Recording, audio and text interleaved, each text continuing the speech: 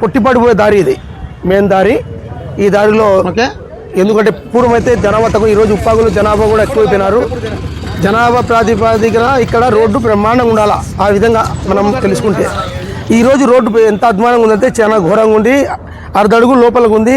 కంకర్ లేయడము, పిల్లలకు తగలడము, రాయి ఇక్కడ రాయి చూడు కంకర అంతా పగిలి ఇప్పుడు తగలడం వల్ల పిల్లలకు దుమ్ము. ఈ బండి వస్తే చూడు ఎంత ఉందో చూడండి మీరు, బాగా ఎంత లోతుపోతుందో.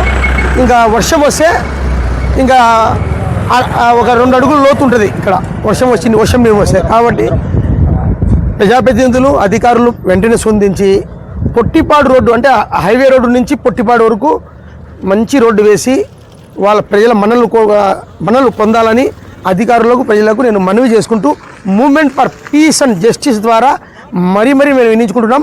మీరు తప్పకుండా అధికారులు స్పందించి వెంటనే ఈ రోడ్డును వేయవలసిందిగా కోరుచున్నాము.